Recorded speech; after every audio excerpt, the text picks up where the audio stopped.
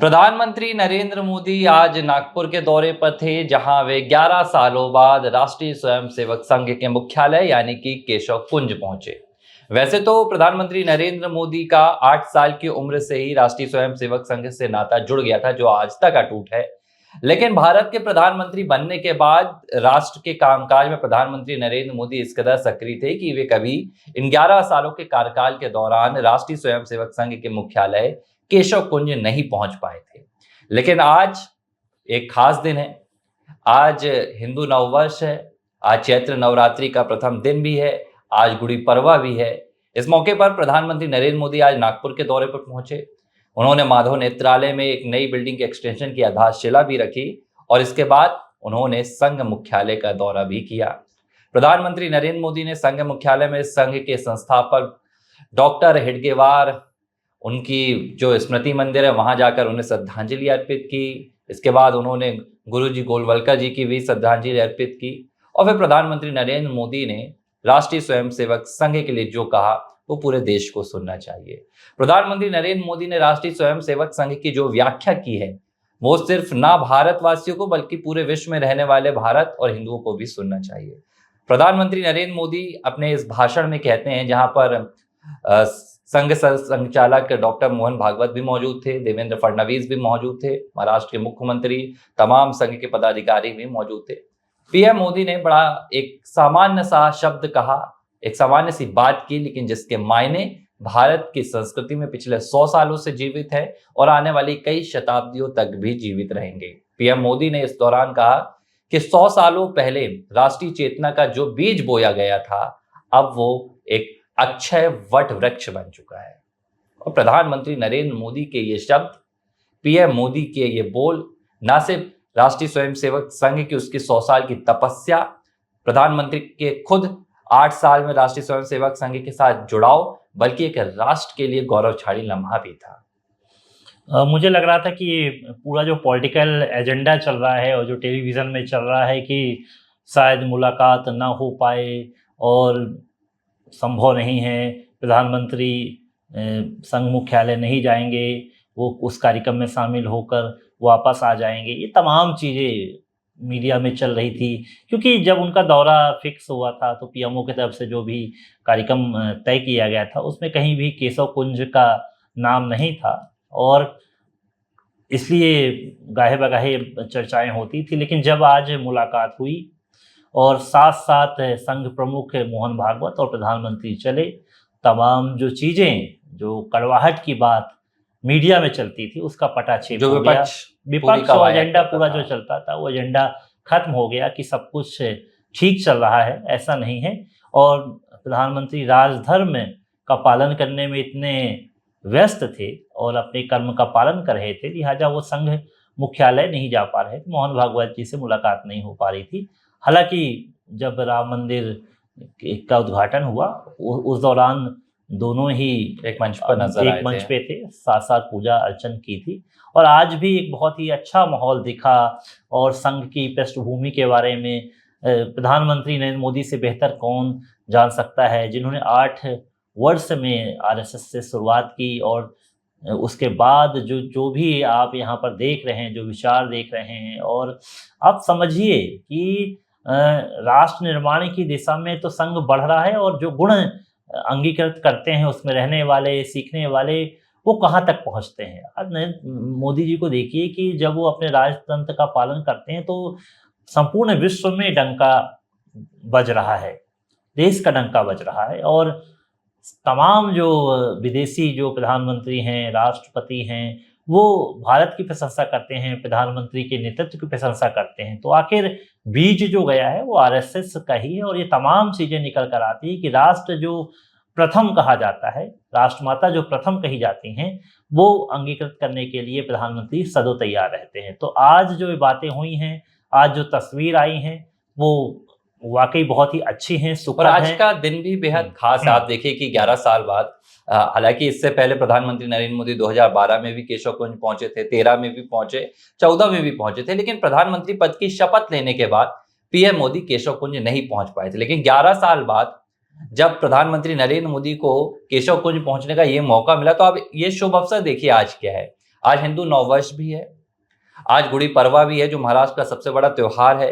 इसके अलावा आप देखिए एक और खास बात है, आज डॉक्टर हेडगेवार जी का जन्मदिन भी मनाया जाता है। यानी कि जिन्होंने संघ की स्थापना की थी, जिन्होंने आज से 100 साल पहले, जैसा कि प्रधानमंत्री नरेंद्र मोदी ने कहा कि जो राष्ट्रीय चेतना का बीज बोया था, आप पीएम के शब्दों को देखिए, उन्होंने कहा कि ये अक्षय वट वृक्ष है।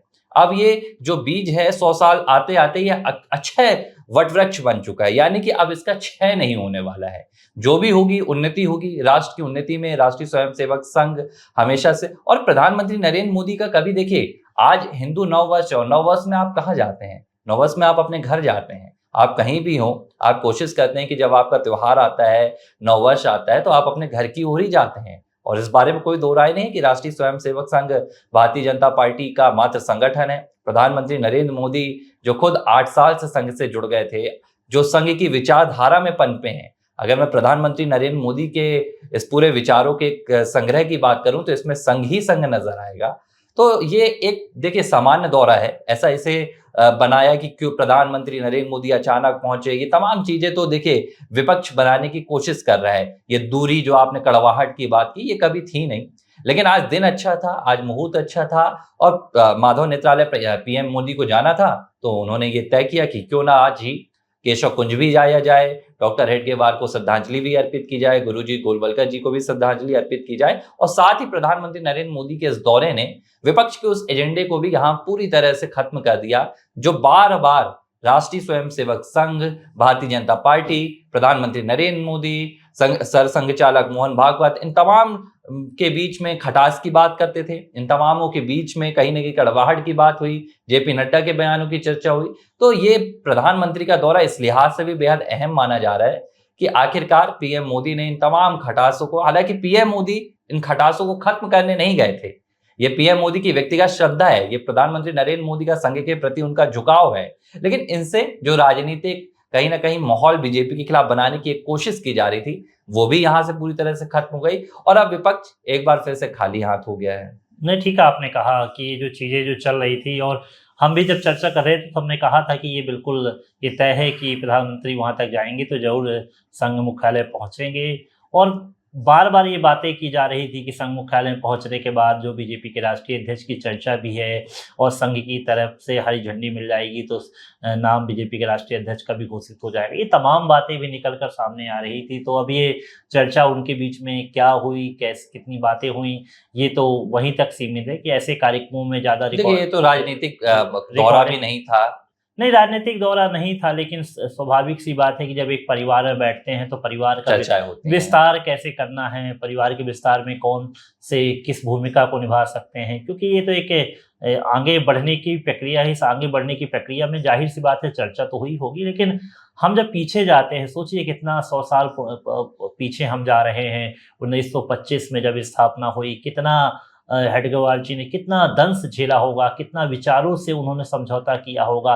वो दौर देखा गया होगा कि एक छोटी सी विचारधारा से वो हटने के बाद उन्होंने स्वयंसेवक संघ की स्थापना कर डाली। और ये ज़्यादा बेहतर आप जानते हैं कि किस तरह से दंश झेला है, किस तरह से विचारों से उन्होंने समझौता न करके राष्ट्रवादी विचारों को लेकर सामने आए हैं, और तुष्टीकरण की जो राजनीति होती है उसको बिल्कुल किनारे कर दिया है कि जो हम एक हिंदू राष्ट्र की बात करते हैं, एक सनातन की बात करते हैं, एक संस्कृति की बात करते हैं, और एक एकता की बात करते हैं, और जो हम हरदम कहते हैं कि विश्व गुरु भारत को बनाना है, तो उसी दिशा पे जो कदम 1925 में शुरू हुआ था, 100 साल उसको पूर्ण होने जा रहे हैं। लम्हा तो है, ऐतिहासिक लम्हा है। और इतिहास में कितना संघ ने नहीं झेला। कई बार आपने देखा कि अलग अलग जगह कभी कभी ये बातें भी राजनीति में आने लगी कि संघ पे क्यों बैन न लगा दिया जाए, संघ को रोक दिया जाए, संघ के विचारों को रोक दिया जाए। संघ पे कितने आरोप लगे, लेकिन आपने कहा कि इतने आरोप लगने के बाद भी प्रधानमंत्री ने स्वयं कहा कि अक्षय वट वृक्ष है, इसका किसी प्रकार का क्षय नहीं होना। जाहिर सी बात है, इतने वक्त तक कोई भी एक संस्था रहती है, 100 सालों तक इस संस्था को चलाना और आर्थिक अभाव में चलाना, ये बहुत कठिन काम होता है, क्योंकि कोई अर्निंग नहीं है, संघ की कोई अर्निंग नहीं है, वो तो राष्ट्र निर्माण के लिए काम करते हैं। आप संघ के संघियों की अगर आप विचारधारा को समझे, और जो छोटा छोटा एक स्वयंसेवक होता है उसकी विचारधारा को समझे कि जब वो गाँव में जाते हैं तो किसी भी घर में गए और भोजन वहीं पर कर लेते हैं। जाहिर सी बात एक राष्ट्र निर्माण के लिए किया तो वहीं पर भोजन की व्यवस्था हो गई, अगर रुकने की व्यवस्था है तो वहीं पर बाहर खाट डाल के या नीचे ज़मीन पर सो गए और वहीं पर जो विचार हैं, राष्ट्र प्रेम है, उसके लिए काम करते आए। तो ये संघ के ऐसे लोग हैं कि हर वक्त, हर समय मौजूद रहते हैं, चाहे सुख हो, चाहे दुख हो, विषम परिस्थिति में हो, सबसे पहले संघ के जो स्वयंसेवक हैं मौजूद रहते। तो हम मान सकते हैं कि संघ को तैयार तो किया गया है, लेकिन इसके विचार इतने ज़्यादा हैं कि कोई इसमें हाई प्रोफाइल नहीं रहता। देखिए जब जब स्वयं खड़े होते हैं, सब ये सामान्य रूप से खड़े होते हैं। ये संघ की विचारधारा है, ये संघ का पराक्रम है कि आप देखिए कि वडनगर में एक छोटी सी दुकान में चाय बेचने वाला एक शख्स आज भारत के प्रधानमंत्री के तौर पर है और अपना तीसरा कार्यकाल पूरा करने की ओर आगे बढ़ रहा है। और आप ऐसे मौके पर प्रधानमंत्री नरेंद्र मोदी जब 100 साल हो रहे हैं संघ के, वहां जाते हैं तो ये एक दुनिया भर में एक सकारात्मक संदेश जाता है। ये राष्ट्रीय स्वयंसेवक संघ की उन्नति को लेकर भी जाता है। राष्ट्रीय स्वयंसेवक संघ के द्वारा देश के विकास में, देश की राष्ट्रीयता की भावना को, चेतना को जगाने में जो उनका योगदान है उसे भी दिखाता है। और एक विचार भी आता है कि किस तरह राष्ट्र का निर्माण किया जाता है। राष्ट्र निर्माण में किस तरह आप एक व्यक्तित्व को तैयार करते हैं। राष्ट्रीय स्वयंसेवक संघ की अगर आप बात देखें तो एक सर्वश्रेष्ठ उदाहरण आज आपके सामने प्रधानमंत्री नरेंद्र मोदी के तौर पर है।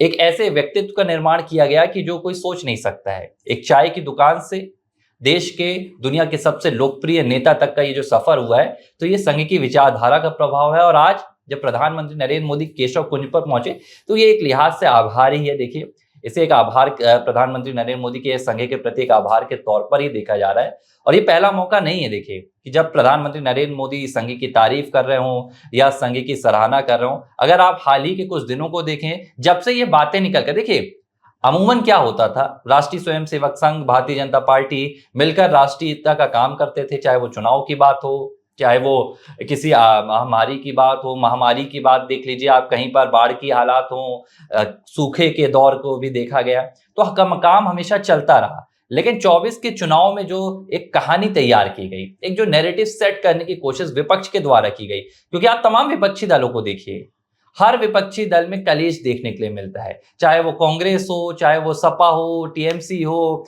राजद हो, आरजेडी हो, हर दल में अंदर फूट देखने के लिए मिलती है। लेकिन भाजपा वो दल है जो अनुशासन से बंधा हुआ था। राष्ट्रीय स्वयंसेवक और भाजपा के बीच में कभी भी तालमेल की कोई भी यहाँ पर आप देखिए कि मिसमैच नहीं देखा गया था, कभी भी तालमेल में अभाव नहीं देखा गया था। लेकिन 24 के चुनाव के नतीजे आए तो विपक्ष ने एक नैरेटिव सेट करना शुरू किया। नैरेटिव क्या था कि संघ और भाजपा के दरमियान सब कुछ ठीक नहीं है। यह बताने की कोशिश की गई कि प्रधानमंत्री नरेंद्र मोदी कहीं ना कहीं सत्ता के अहंकार में है और पीएम मोदी अब संघ की विचारधारा से दूर हो रहे हैं। अब इस संदेश का देखिए आप मकसद क्या था। इस संदेश का सिर्फ ये मकसद नहीं था कि विपक्ष सिर्फ चुनाव में जीत हासिल करना चाहता था, विपक्ष सिर्फ चुनाव में भाजपा को हराना चाहता था, बल्कि एक कोशिश की जा रही थी कि कैसे वो संघ जिसने 100 सालों में गली गली, मोहल्ले मोहल्लों में अपनी शाखाएं स्थापित कर दी है, जो सबसे संघ की मजबूत जड़ होती है, उसके जरिए वो लोगों तक पहुंची है, उसे कमजोर करने की कोशिश थी। मैं ये मानता हूँ, आपने जो कहा कि संघ के जो विचार होते हैं कभी बदलते नहीं, ये मन नहीं है कि विचलित हो जाए। तो संघ का जो स्वयंसेवक होता है, जो एक विचार लेकर चलता है, इसलिए बदलाव इनकी मनोवृत्ति में कभी नहीं आता है, इसलिए मजबूत तरीके से 100 सालों तक चले जाते हैं। इसमें बिछड़ाव नहीं होता है किसी तरह से कि अचानक हम परिवर्तित हो जाएं और किसी विचारधारा के साथ मेल खा लें। ये जो एक विचारधारा को लेकर चलते हैं, राष्ट्र प्रेम को लेकर चलते हैं, राष्ट्रभक्ति को जो लेकर चलते हैं, वो सदैव हुई कायम ही रहता है। ऐसी तैयारी यहाँ पर की जाती है, ऐसे विचारों को भरा जाता है। तो टकराव की तो गुंजाइश ही नहीं कि प्रधानमंत्री में ऐसा कोई टकराव था।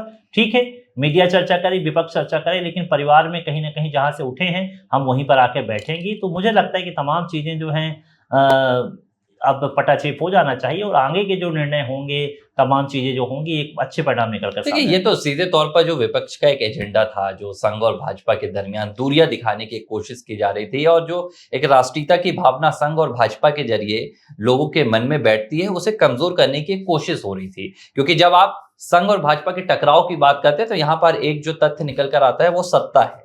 भाजपा को सत्ता का लोलुप दिखाने की कोशिश की जा रही थी और संघ को कहीं ना कहीं ये दिखाने की कोशिश की जा रही थी कि भाई विचार अब संघ के और भाजपा के विपरीत हो रहे हैं। लेकिन देखिए, बीजेपी और संघ, इस बारे में कोई दो राय नहीं है कि एक ही विचारधारा है, एक ही विचारधारा को आगे बढ़ा रहे हैं। और आज जब प्रधानमंत्री नरेंद्र मोदी केशव कुंज में मोहन भागवत के साथ नजर आए, जब उन्होंने संघ संस्थापक डॉक्टर हेडगेवार को श्रद्धांजलि अर्पित की, गुरुजी गोलवलकर का उन्होंने आशीर्वाद लिया और बाकायदा उन्होंने लिखा भी, उन्होंने अपनी स्मृति में लिखा, पीएम मोदी साफ तौर पर लिखते हैं कि उनके ही विचारधाराओं से आज मैं प्रेरित हूं। तो सीधी सी बात है कि प्रधानमंत्री नरेंद्र मोदी का यह दौरा राजनीतिक लिहाज से भी एक महत्वपूर्ण था और राष्ट्रीय स्वयंसेवक संघ के प्रति उनका एक आभार भी था। एबीसी हिंदी न्यूज, आज ही जुड़िए हर खबर के साथ